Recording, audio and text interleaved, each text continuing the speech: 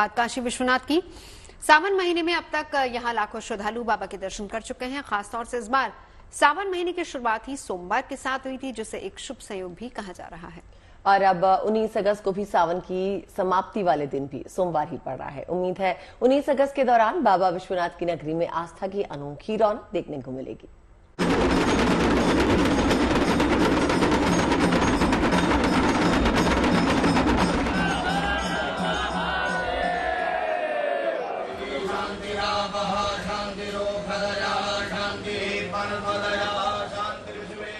ये बाबा विश्वनाथ की नगरी है। ये शहर अलमस्ती और जिंदा दिली के लिए मशहूर है। और जब बात भगवान शिव के प्रिय माह सावन की हो तो फिर यहाँ भक्ति की रंगत देखते ही बनती है।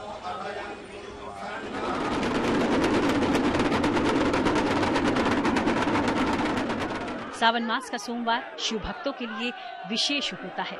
इस दिन भगवान शिव पर जल अर्पित कर लोग उनकी आराधना करते हैं। मान्यता है कि इससे मनोकामनाएं पूरी होती हैं। और संयोग देखिए कि इस साल 22 जुलाई को सावन मास की शुरुआत सोमवार के साथ ही हुई और इसी दिन से काशी में बिखरने लगी शिव भक्ति की दिव्य छटा। सावन महीने में वाराणसी के बाबा विश्वनाथ के दरबार में भक्तों का सैलाब सा उमड़ा रहता है। खासकर इस माह के सोमवार को तो भगवान भोले शंकर का आशीर्वाद प्राप्त करने के लिए श्रद्धालुओं की अपार भीड़ रहती है। बहुत बाबा विश्वनाथ का जो है यहाँ प्रमुख है। सावन महीना बहुत बड़ा प्रमुख यहाँ जो दर्शन कर जाता है, यहाँ तो ऐसा ही तरमतार होता है यहाँ का, नहीं है। अब बहुत अच्छा है यहाँ पर दर्शन होता है बाबा के। कहाँ से लोग आ रहे हैं, पूरा विश्व से लोग आ रहे हैं यहाँ पर जो है। सावन के पहले सोमवार से लेकर तीसरे सोमवार तक देश विदेश तक के श्रद्धालु बाबा विश्वनाथ के दर्शन पूजन के लिए पहुँच चुके हैं। सावन मास में आस्था के सैलाब को देखते हुए यहाँ ऐसी व्यवस्था की गई है कि किसी भी श्रद्धालु को बाबा के दर्शन करने में किसी भी तरह की कोई परेशानी न हो। अच्छा से होगा। काशी विश्वनाथ का दर्शन बहुत सुंदर लग गया। अच्छा व्यवस्था था, सुपर, बहुत सुंदर था। सुरक्षा व्यवस्था बहुत अच्छी है और जो भी प्रशासन ने किया है सभी की सेफ्टी के लिए किया हुआ है। और प्रशासन ने जो भी कार्य कर रहे हैं, लोगों को बहुत आराम से दर्शन हो रहा है। और सबसे अच्छी बात मुझे यहाँ अब नजर आ रही है कि जो 4 बजे से 5 बजे तक यहाँ के जो लोकल लोग हैं उनके लिए ये सुविधाएं उन्होंने जो उपलब्ध कराई है, बहुत अच्छा निर्णय लिया है। सावन मास के तीसरे सोमवार 5 अगस्त को बाबा विश्वनाथ ने अर्धनारीश्वर स्वरूप में भक्तों को दर्शन दिए। श्री काशी विश्वनाथ ट्रस्ट के अनुसार सावन महीने में अब तक यहाँ लाखों श्रद्धालु अपनी हाजिरी लगा चुके हैं। सावन मास के तीसरे सोमवार को शाम 6 बजे तक यहाँ 2,49,000 से ज्यादा श्रद्धालुओं ने बाबा विश्वनाथ के दर्शन किए। 22 जुलाई से 5 अगस्त तक की शाम 6 बजे तक के आंकड़ों के अनुसार सावन महीने के इन 15 दिनों में यहाँ 27,58,000 श्रद्धालु बाबा विश्वनाथ के दर्शन कर चुके हैं। सावन मास में अभी 14 दिन शेष हैं। 19 अगस्त को जिस दिन इस मास की समाप्ति होगी उस दिन का संयोग भी ऐसा है कि वो भी सोमवार का दिन है। सावन के शेष दिनों में भी बाबा विश्वनाथ की इस नगरी के रंग देखने लायक रहेंगे। इस बीच 12 अगस्त और 19 अगस्त को पड़ने वाले 2 सोमवार को तो यहाँ भक्ति का मेला देखने को मिलेगा। Bureau report, good news today. भाई उत्सव का जिक्र हो रहा है तो मां के नाम भी उत्सव इन दिनों मनाया जा रहा है। और ये उत्सव है श्रावणी अष्टमी का, जिसे हिमाचल प्रदेश के कांगड़ा में पूरी श्रद्धा के साथ मनाया जा रहा है। बिल्कुल, आपको बता दें दरअसल यहाँ पर ब्रजेश्वरी मंदिर में इन दिनों मां के जयकारों की गूंज है। तो चलिए आपको इन तस्वीरों के जरिए हम दिखाते हैं कि श्रावणी अष्टमी मेले के रंग ब्रजेश्वरी मंदिर में किस तरह से बिखरे हुए हैं।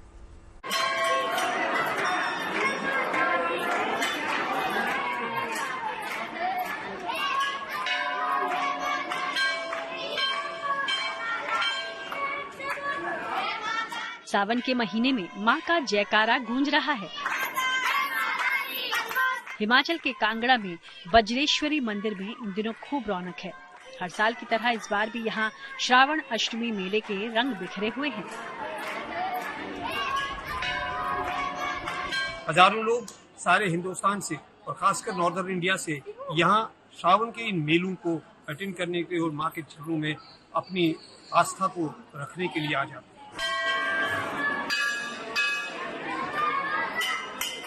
मां के इस शक्तिपीठ को जहां महाभारत काल के दौरान पांडवों द्वारा बनवाए जाने की मान्यता है, तो वहीं पुराणों में इस पवित्र जगह पर मां सती का दाहिना वक्ष गिरने की भी मान्यता है। मंदिर के गर्भगृह में मां पिंडी स्वरूप विराजमान हैं। 52 शक्तिपीठों में गिने जाने वाली मां वज्रेश्वरी की महिमा यहाँ पहुँचे इन आस्थावानों ने मानो आत्मसात की हुई है। तभी तो हिमाचल प्रदेश और पंजाब के अलावा यहाँ देश के बाकी क्षेत्रों से भी आस्थावानों का इन दिनों मानो रेला लगा हुआ है। दरबार की वज्रेश्वरी मंदिर में मां को काली रूप में पूजा जाता रहा है, इसलिए यहाँ देश भर से आए काली उपासक खास तौर से आराधना करने के लिए मां के दरबार में हाजिरी लगा रहे हैं। कहीं मां के साधकों की ओर से मंदिर परिसर में कन्या पूजन हो रहा है, तो कहीं मां को समर्पित भजनों का दौर चल रहा है।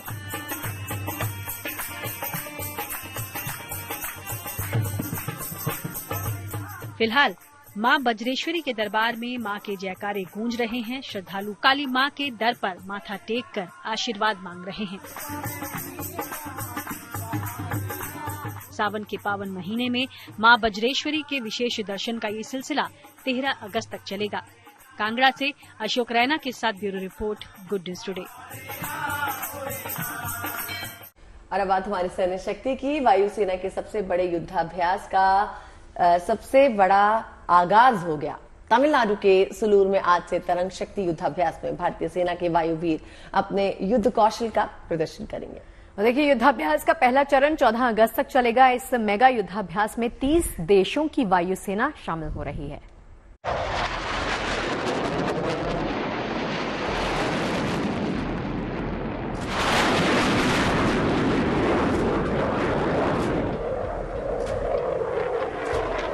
आसमान में फाइटर जेट्स की दहाड़ हवाई लड़ाकों की जाबाजी की गवाही दे रहा है।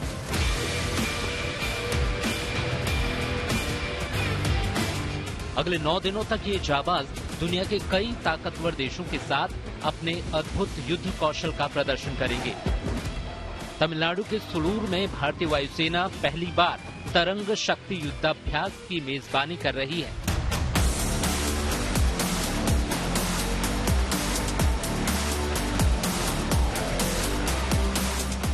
आज से शुरू हो रहे इस युद्धाभ्यास में 30 से ज्यादा देश हिस्सा ले रहे हैं। इनमें 10 देश अपने फाइटर जेट्स और ट्रांसपोर्ट एयरक्राफ्ट के साथ शामिल हो रहे हैं। तरंग शक्ति युद्धाभ्यास 2 फेज में पूरा किया जाएगा। युद्धाभ्यास का पहला फेज आज से तमिलनाडु के सुलूर में शुरू हो गया। पहला फेज आज से 14 अगस्त तक चलेगा। दूसरा फेज राजस्थान के जोधपुर में होगा। ये 29 अगस्त से 14 सितंबर तक चलेगा।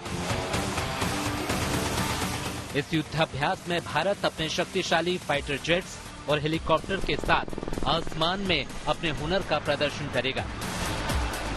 भारतीय वायुसेना अपने राफेल, सुखोई, मिराज, जैगवार और तेजस फाइटर जेट्स के साथ हिस्सा ले रही है। पहले चरण में भारतीय नौसेना के MiG-29K एयरक्राफ्ट भी शामिल होंगे। वहीं प्रचंड, रुद्र और ध्रुव जैसे हेलीकॉप्टर भी आसमान में अपना दम दिखाएंगे। C-130 हरकुलस, IL-78 जैसे आसमान के बाहुबली भी इस युद्धाभ्यास का हिस्सा बनेंगे। युद्धाभ्यास में भारतीय वायुसेना के साथ दुनिया के तमाम देशों से आए ताकतवर फाइटर जेट्स भी आसमान में अपना युद्ध कौशल दिखाएंगे। तरंग शक्ति युद्धाभ्यास में अमेरिका का F-16 और A-10, ऑस्ट्रेलिया का F-18, फ्रांस का राफेल, स्पेन, ब्रिटेन, जर्मनी का टाइफून, ग्रीस के F-16 जैसे फाइटर जेट्स अपना हुनर दिखाएंगे। पहले चरण में सुलूर में 72 एयरक्राफ्ट अपनी शक्ति का प्रदर्शन करेंगे। इनमें से 32 विदेशी विमान और 40 भारतीय वायुसेना के होंगे। दूसरे चरण में कुल 80 विमान आसमान में हुनर दिखाएंगे, जिनमें से 40 भारतीय वायुसेना के होंगे। दोनों चरणों में 150 से ज्यादा विमान शामिल होंगे। ये मेगा युद्धाभ्यास भारतीय वायुसेना को भविष्य की चुनौतियों के लिए तैयार करने का काम करेगा। तरंग शक्ति में वायुसेना के जवानों को दुनिया के दूसरे वायुसैनिकों की काबिलियत परखने का मौका भी मिलेगा। ये मित्र देशों के साथ सैन्य तालमेल बढ़ाने का बेहतरीन मौका है ताकि भविष्य में जरूरत पड़ने पर ये सभी देश एकजुट होकर दुश्मन को हर मोर्चे पर परास्त कर सकें।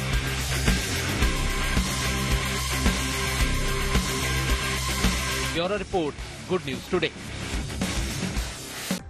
चलिए अब बात मिशन जिंदगी की कर लेते हैं। आपको बता दें कि उत्तराखंड में सेना, वायुसेना और एनडीआरएफ समेत दूसरी एजेंसियां देवदूत साबित हुई हैं।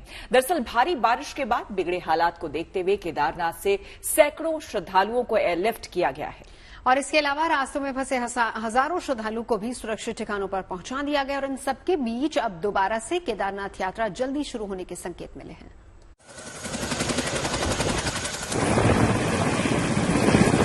इन दिनों वायुसेना का ये हेलीकॉप्टर चिनूक और MI-17 कुछ इसी तरह से केदार घाटी में मददगार बने हुए हैं। असल में वहां हुई बारिश और बादल फटने की घटनाओं के बाद सैकड़ों तीर्थयात्री फंस गए थे। ऐसे में प्रशासन, एनडीआरएफ और वायुसेना समेत दूसरी एजेंसियों ने तुरंत मोर्चा संभाल लिया। फिर इन श्रद्धालुओं को एयरलिफ्ट किया गया। हालांकि इस रेस्क्यू मिशन के बीच खराब मौसम ने भी अड़चनें डाली। भले ही मौसम साथ नहीं दे रहा है, बावजूद इसके लगातार जो केदारनाथ धाम सहित पैदल मार्ग पर तीर्थयात्री फंसे थे उनका रेस्क्यू अभियान जारी है। प्रशासन ने यहां पर वायुसेना की मदद ली है और MI-17 और चिनूक हेलीकॉप्टर के जरिए यात्रियों का लगातार रेस्क्यू किया जा रहा है। इस समय हम गोचर हवाई पट्टी में, और आप देख सकते हैं कि जो यात्री रेस्क्यू करके पहुंचाए जा रहे हैं उनके लिए यहाँ पे मेडिकल की सुविधा, रहने खाने की सुविधा की गई है। इसके अलावा प्रशासन के द्वारा उन यात्रियों को ऋषिकेश, हरिद्वार तक बस के द्वारा भेजा जा रहा है।